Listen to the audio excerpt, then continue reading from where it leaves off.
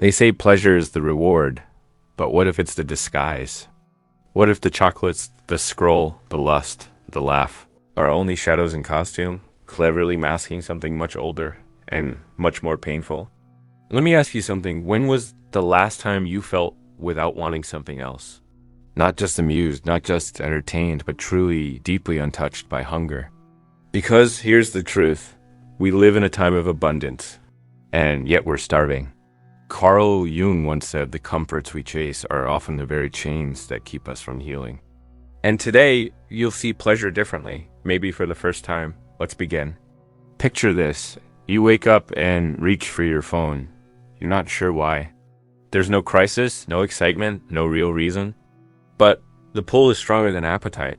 A reel gets a smirk out of you. Then it fades. You laugh, forget, and repeat. One video, then another. Somewhere in that endless scroll, the day disappears, but the emptiness doesn't. You set the phone down and reach for a snack, salty, sweet, maybe both. Then guilt shows up. You weren't even hungry. You just needed something, and it wasn't food. It wasn't dopamine either. It was silence. It was a break from the storm you've never named. Let me show you what Jung saw. He believed every person carries a shadow, a hidden part of the self buried under layers of distraction. And pleasure, it's the shovel. When you eat without hunger, scroll without interest, crave without love, you're not chasing joy. You're sedating yourself. Here's the hard truth. Most pleasure isn't really pleasure. It's a pause from self-awareness. And that pause is costly. Every artificial high deepens the craving for something real. And when it doesn't come, we feel defective. We're not. We're just blind. Blind to how we've been trained to confuse escape with joy. Blind to the fact that pleasure is often a symptom, not a cure. Let's go deeper. You're 6 years old. You cry? No one listens? So you learn feeling bad gets you nowhere. The smile. Perform. Distract. People approve. That lesson sticks. You repeat it. Over years. Into adulthood. Until your pain goes silent and your pleasures get loud. Louder than your loneliness. Louder than your fear. Louder than the child inside you who only wanted to be held. But here's the secret no one talks about. Pleasure remembers. Every time you use it to quiet pain, you teach your body to fear stillness. That's why you can't be alone. Why you need noise in the shower. Why silence feels like punishment. And Jung understood this. He knew pleasure, misused, turns into soul poison. Not because joy is evil, but because avoidance is. So, before we continue, I want to ask something. If any of this hits home, if you've ever felt that hollow guilt after something that was supposed to bring you joy, subscribe. Not just for the message, but to remind yourself you're not alone. And leave a comment. What part hit hardest? Because strength isn't in hiding. It's in noticing. Now let me show you the trap.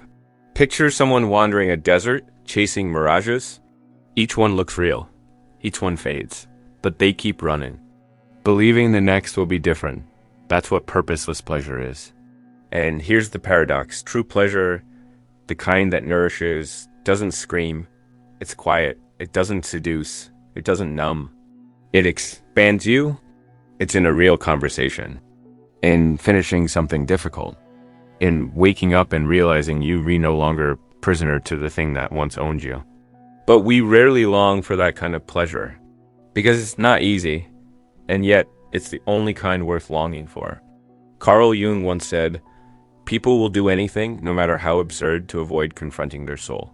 And pleasure? It's the prettiest absurdity we've ever built. Let's rewind. You're a kid. You fall. It hurts. You cry. Someone says, "Here, take a cookie." Or, "Don't cry. Look, a cartoon." That moment stays. Not in your memory, but in your nervous system. Your brain learns. Pain is bad. Emotion is weakness. And pleasure is the cure.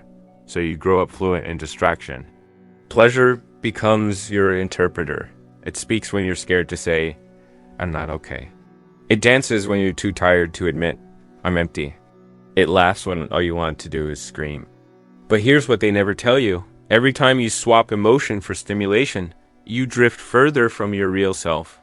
Jung warned, Ignore the inner world, and the outer world gets louder. And what's louder than pleasure? The ping, the scroll, the binge, the buzz. They shout so you don't have to listen. But listen to what? The ache beneath it all. The yearning for meaning, the hunger to be seen, the pain of being invisible.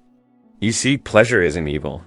It's sacred when chosen with awareness, but it becomes venom when it replaces presence. So let me ask you, have you ever felt guilty after pleasure? After that extra episode? That message you knew better than to send? That snack you didn't need? That purchase you couldn't afford? That guilt isn't about morality. It's not shame. It's a signal. A part of you knows you weren't really fed. You just muted the hunger. This is where people get Jung wrong. They think shadow work is about getting darker, but it's not. Shadow work is about seeing the moments you've abandoned your truth in favor of escape and saying, I see you. And I choose something better. Let me give you a story. Someone couldn't stop falling in love. They called themselves romantic. But every relationship ended the same. High, obsession, crash, over and over. And when asked why, they said, I just love love. But that wasn't it. What they loved was the noise. Because in silence their wounds screamed. They never learned to sit with pain. So pleasure became the bandage until it couldn't hold anymore. This story isn't rare. It's the secret story of millions. People who confuse longing with love. Scrolling with joy, numbing with healing. The danger isn't that pleasure exists. The danger is when we never ask why we need it. Here's a lie that needs breaking. Pleasure is not healing. It's not peace. It's not power. Pleasure is a tool. And tools, when misused, can harm more than they help. So let's flip it. Think back to a moment when you didn't give in. You ignored the craving, skipped the click, resisted the urge, and afterward you felt calm, maybe even proud. Why? Because that was trust? Discipline isn't control. It's trust in yourself. And that's the real high. Because when you trust yourself, pleasure stops owning you. You choose it not out of impulse, but out of intention. And that's when it becomes beautiful again. Not a drug, not a distraction, a celebration. Now picture this. You walk into a room, no sounds, no phone, just you. And instead of anxiety, you feel at home. Not because you have it all, but because you are enough. That's what Jung meant by individuation. Wholeness doesn't come from chasing.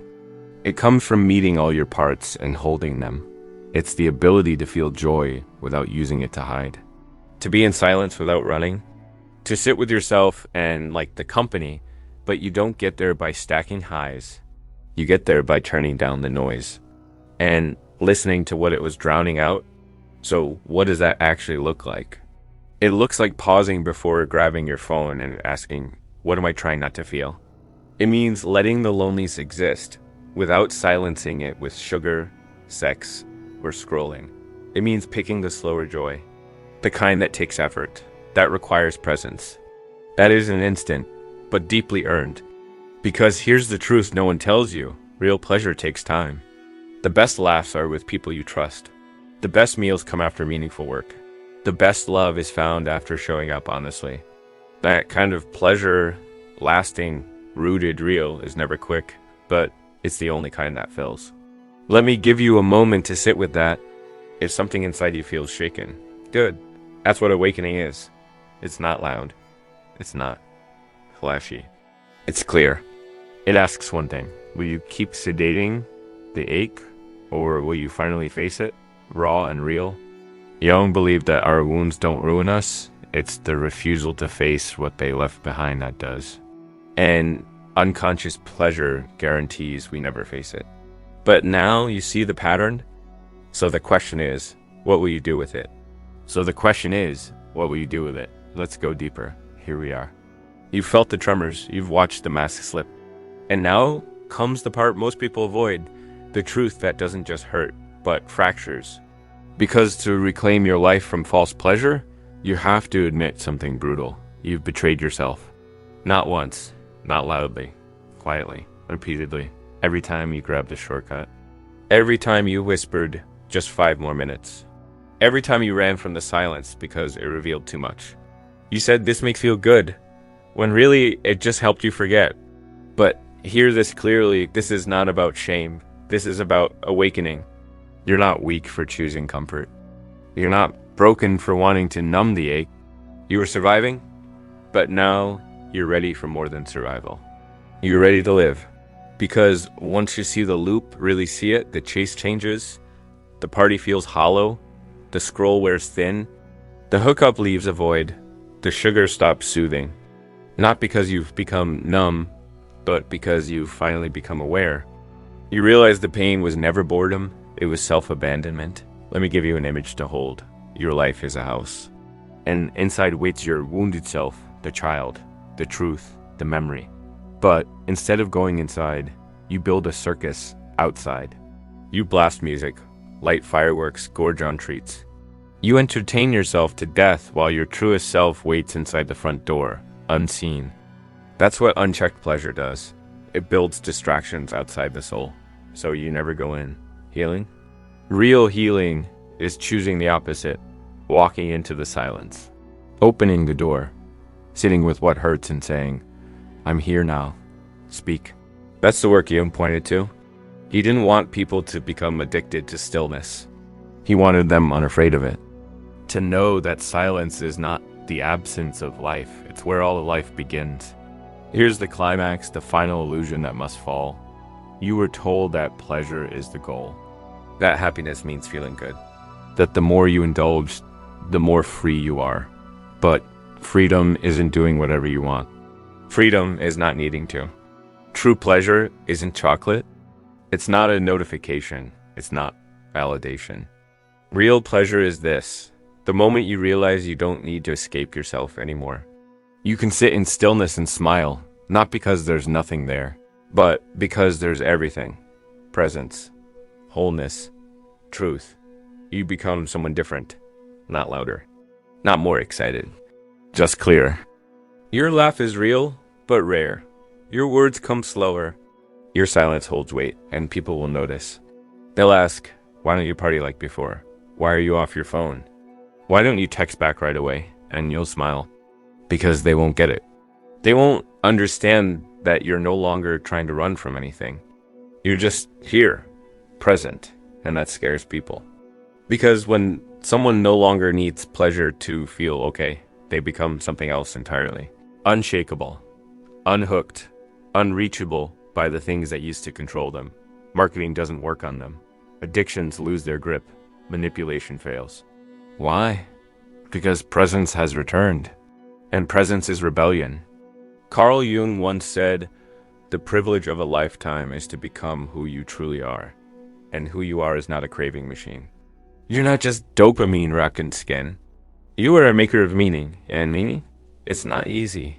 It's not sugar. It's not thrill. It's work. It's discipline. It's inconvenient. But it's real. And it will feed you in ways pleasure never could. So the next time the craving rises, don't run. Don't shame it. Just ask, what do I truly need right now? That one question. It can change everything because it breaks the cycle. It puts the pen back in your hand. It reminds you, you are not your hunger. You are the one who chooses how to feed it. Let me leave you with this. You'll never see pleasure the same way again. Not because it's wrong, but because now it's honest. You'll still laugh, still savor, still love, but you'll do it with eyes open. And that awareness will protect you from trading peace for comfort, from swapping your truth for noise. It'll sharpen your habits, clean your relationships, make your joy sacred and your silence golden, because the only pleasure worth having is the kind you don't have to chase.